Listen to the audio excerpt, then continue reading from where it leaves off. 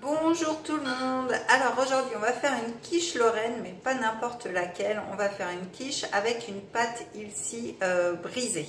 Donc pour ceci il va nous falloir de la farine complète, donc 250 g de farine complète, parce que du coup c'est meilleur que la farine blanche. Il va nous falloir du sel. Alors moi je vais utiliser mon sel fou pour le côté un peu épicé. Donc le sel fou que vous pouvez retrouver sur notre boutique en ligne. Ensuite, l'huile d'olive, donc toujours mon huile d'olive au basilic, promis, j'essaierai une autre huile bientôt. Mais bon, après, j'essaye pas mal de choses aussi à côté, donc voilà. Donc vous pouvez retrouver pas mal d'huile d'olive sur notre boutique en ligne aussi. Donc vous avez le lien dans la description si vous voulez aller y faire un tour. 80 g d'eau. Donc moi je prends de l'eau du robinet. Donc une cuillère à soupe d'herbes de Provence. Donc moi je prends mon fond de légumes, parce que dans mon fond de légumes il y a plein d'herbes, donc comme de la coriandre, du persil, de la sarriette, de la ciboulette, du thym, etc. Donc c'est très très bon. Donc au lieu de mettre des herbes de Provence ou quoi, bah, j'utilise mon fond de légumes tout simplement. J'en mets partout de celui-là.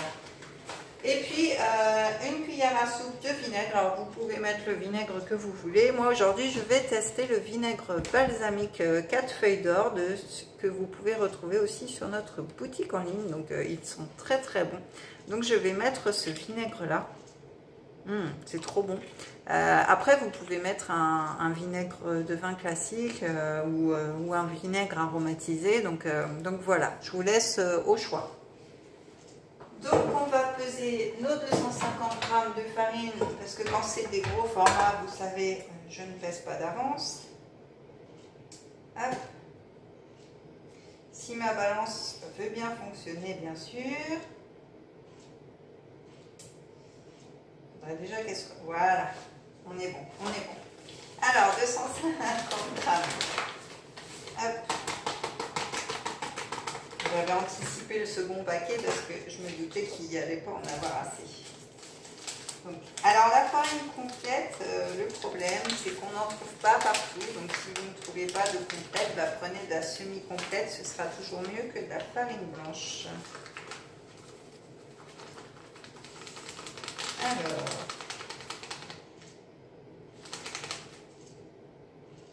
voilà, donc 250 g de farine. Ensuite, on va mettre notre sel, donc notre sel fou forcément. J'adore son côté senteur. J'adore ce sel. Franchement, je suis adepte et pas mal de clientes aussi d'ailleurs. Donc 80 g d'huile d'olive, donc je les avais préparées. Hop. Ensuite 80 g d'eau. Voilà. Ensuite, notre cuillère de fond de légumes, du coup pour moi, parce qu'il y a plein d'épices dedans. Après, vous pouvez prendre des herbes, il y en a plein sur la boutique, hein, les fouiller, il n'y a pas de souci. Donc une cuillère à soupe. Hop.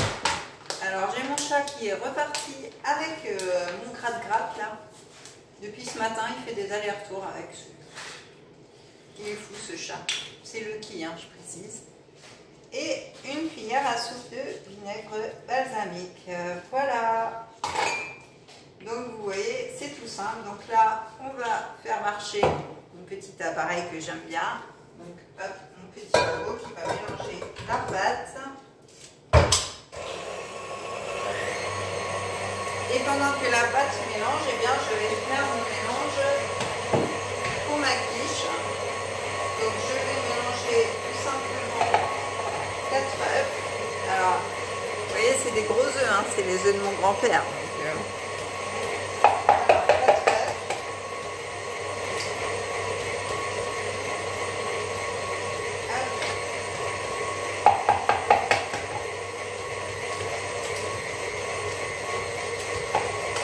Je voulais dire, les œufs découlent de mon grand-père. C'est pas mon grand-père qui font les œufs. Je tiens à préciser, c'est jamais. Hop.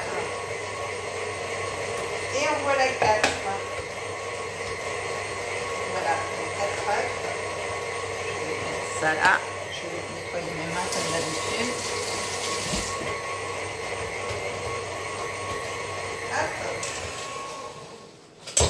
Alors pendant ce temps-là, mon robot a bien travaillé, donc je vais récupérer le tout.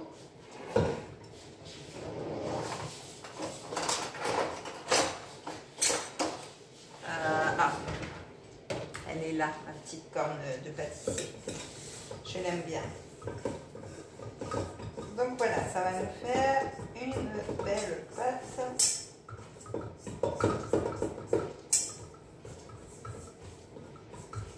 Donc, je vais mettre mes œufs de côté du coup, parce que la machine a été plus lourde que moi. C'est un peu logique d'ailleurs. Et je vais étaler ma pâte. Donc moi j'ai un grand moule en verre. Donc voilà pourquoi c'est pratique aussi les pâtes maison, parce que du coup on peut adapter. Alors qu'une pâte que vous achetez, je suis pas sûre qu'elle rentre totalement. Donc on va mettre notre pâte ici.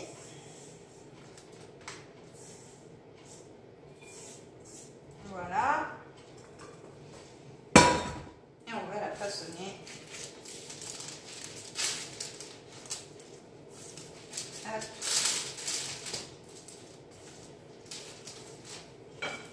Alors très important, chose que je n'ai pas faite d'ailleurs, on va préchauffer le four à 180 degrés tout de suite. Hop.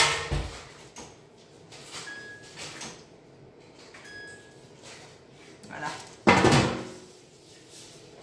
Voilà. Donc on va étaler notre pâte. Alors c'est une pâte qui est un peu friable, mais ne vous inquiétez pas, ça s'étale très bien. Après j'ai pas mis de farine, donc c'est un peu logique aussi.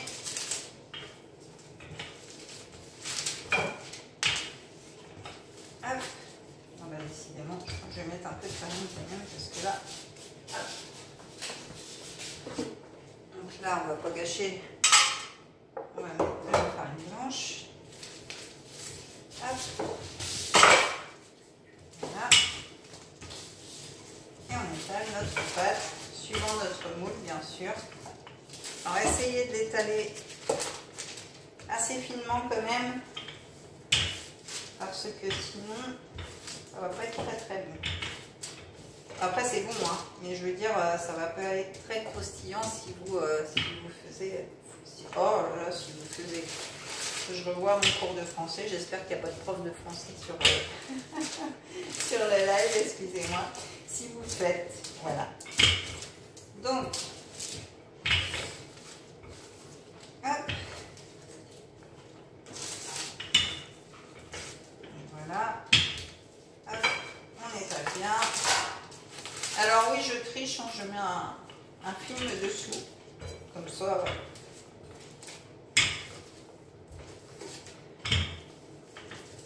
J'ai pas une pâte très ronde là. Je sais pas ce que j'ai gouiné là, mais. Ah, on va voir ce que ça donne dans le moule. Déjà, on va voir où ça en est.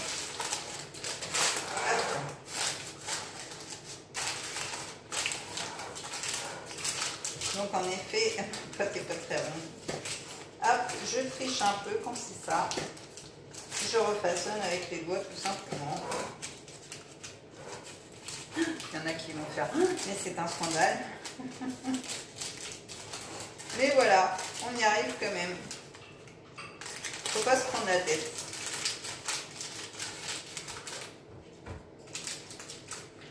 Hop.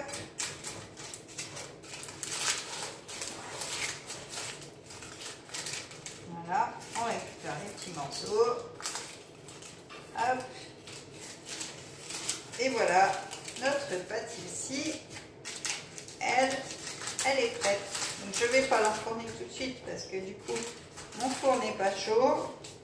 Et mon four, comme vous le savez, il fait un peu des siennes. Donc on va attendre qu'il soit bien chaud.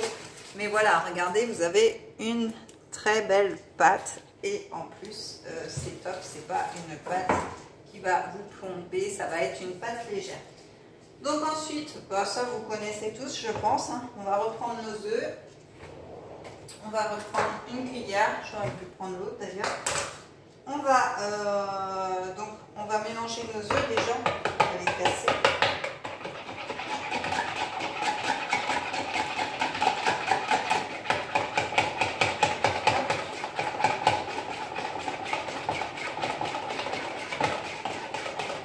On va mettre 20 centilitres de lait. Voilà. On va mettre 20 centilitres de crème. Hop. 20 centilitres, ça fait la moitié du pot. Hop. Hop.